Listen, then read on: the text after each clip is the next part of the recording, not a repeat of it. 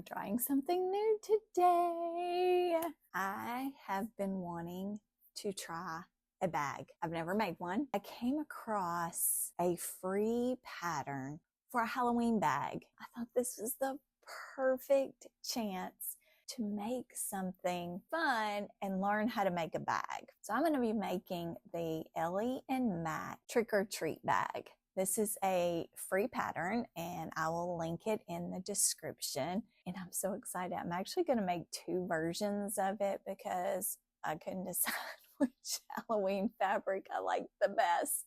Stick around and watch me learn how to make a bag for the very first time. I'm Emily and this is Threaded Journey, where sewing feels simple and fun. This pattern has a couple of different variations to it.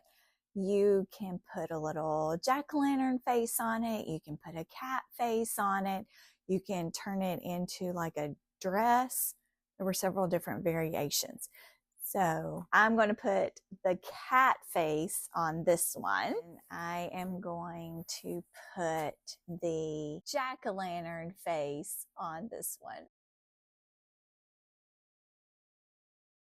My first one is finished. Look how cute this turned out for my first bag. I am so proud of it. So I told you in the beginning I was going to make two, but I was going to make one and then do another one. That is how I make pretty much every pattern. I just feel like I grow my confidence and my skills by doing that instead of doing them like all the neckbands together, all the sleeves together or whatever. So let's make a second one together. I have my pieces cut out. I need two linings, a front and a back. I went ahead and put interfacing just on my outer pieces. I did not do my lining pieces. Also have two handles.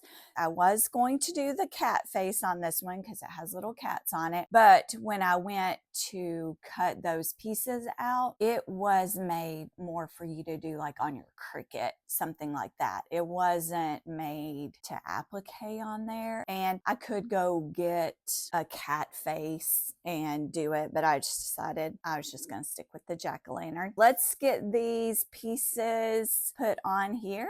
And I did do interfacing on these. So I'm just going to decide where they're going to go. I did kind of feel like I made it maybe a little bit too low here. So I think I'm going to raise this one. You just needed just a 3/8 of an inch is all you're taking away up there. I am just using a fabric glue stick and just putting a little bit of glue on there just to hold it until I can stitch it. You could make a little triangle nose.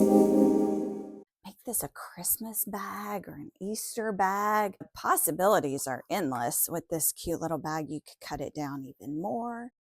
Although you should not take your applique skills from me, I will show you what I did and I am proud of how they turned out. First thing I am going to do is just straight stitch as kind of close to that edge as I possibly can so that my applique stitches cover that up. It's good to practice first. As you can see, my needle is going to be as close as I can get it to that edge.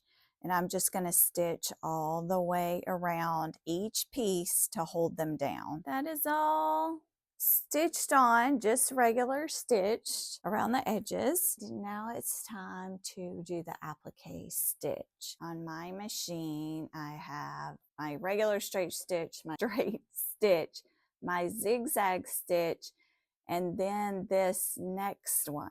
I didn't know what that next one was till today. I have tried to sort of applique, not really, but to top stitch something on and have messed with my zigzag stitch, shortening it, lengthening it, all the things. And I was looking at it to set it to zigzag today to be like, I don't know how this is gonna work. And I'm like, what is that stitch? So I pulled out my book Yes, an applique stitch. I don't even know how I missed that. I don't know. I don't know what I thought that was. Some kind of lightning stitch, I guess. But if you are like me and you've never appliqued before, I'm going to show you just what I did. I am proud of it. I think it turned out great. And I would assume that this is truly how you applique.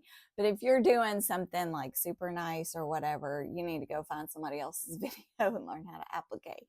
But I think you'll be able to make this work if you just look at your instructions, see if you have an applique stitch, and I'm going to show you what I set mine on. So I set my machine for that applique stitch, and then I changed my width here to a 3 so that my stitches are tinier. I didn't really want them super wide. And then I'm going to stitch with my red line, my middle of my foot, right here at the edge and go down. And that's going to make it where it will stitch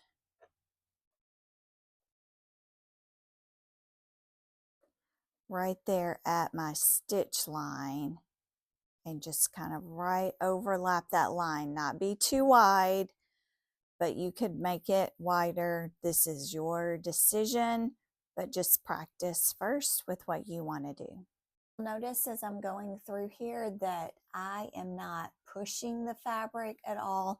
I am completely letting the machine do its thing. Eyes are done. Looks good. Now, this is the perfect thing to practice on. Applique is done and I pressed it. Now it's time for bag handle. Just right sides together long ways. And I'm just going to do the 3/8 of an inch stitch. And then I will finish those and turn them. Turning is not easy, and I have not invested in like a turner. So just an unsharpened pencil so far has worked for me.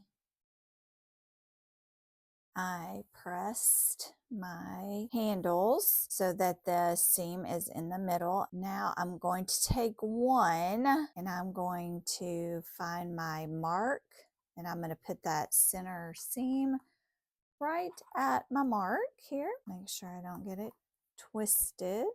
And my second one, and then I'm going to stitch it at a 1/4 of an inch and then at my 3/8 of an inch. The 1/4 of an inch one is just to make it a little bit more sturdy. Make sure you back stitch, and the 3/8 of an inch one is going to be your actual seam allowance when you're sewing the lining to the front. We're going to do this with both panels, and I'm going to go stitch. Those are both stitched in now. You can see I did my 1/4 of an inch and my 3/8 of an inch, and it will just blend right in when I flip it, and these will end up flipping like this. My bag is clipped together. I did right sides together. And I'm going to stitch 3/8 of an inch, 3/8 of an inch, 3/8 of an inch, leaving this part unstitched. My bag is stitched up sides and bottom and finished edges. Now we're going to make the bottom of the bag. Make sure my bottom seam is going the same direction. My side seam is going towards the back. And then I'm clipping those corners, and then I'm going to stitch right there. Same thing, 3/8 of an inch, and then finish it. If I flip my bag out at this point, you'll see that my seams aren't pressed flat. See right here, it's pressed flat and looks much nicer than if I just had this. So I'm going to take one of my little tailor's ham here, and I'm going to use it to help me press open that seam. If you don't have one of these little sets of tailor's ham, I will link that in the description, because even though I don't use them a lot, when I do use them, I'm glad that I have them. They're great for sleeves, darts. It's a 2-piece set. I'll show you the other one. It actually does look like a ham, and I guess that's why they're called a tailor's ham. I don't know what this roll one's called. It probably has a different name. But as you can tell, that is just making a huge difference. Probably should have done the bottom one first. It is actually going to fit in my bag.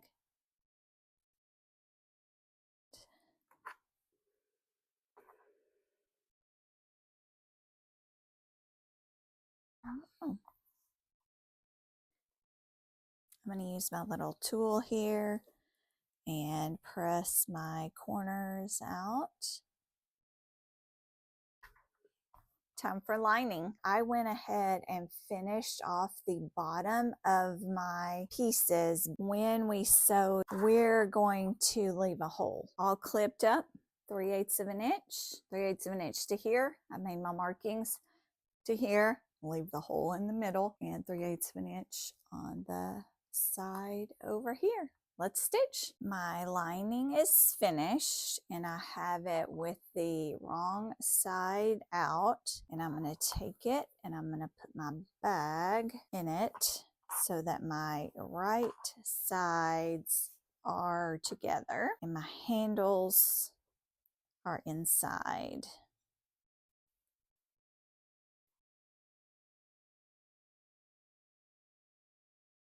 I'm all clipped in.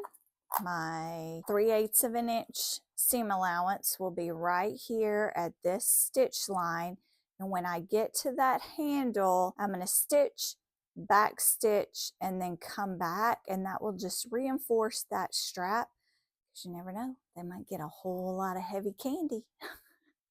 So that'll just help those handles stay in place really nicely. My bag is all stitched together. Now let's reveal it. Bottom here where we had the hole to turn it. So I'm just going to kind of push that inside and then just stitch this closed. Now I am going to take it to the iron, press it so that my lining is pressed down, and then I will top stitch all the way around so that the lining stays down. They turned out so cute. Little Pooh Bear and Tigger. Little cats and bats as they trick or treat. So adorable. Thanks for watching, and don't forget to like and subscribe.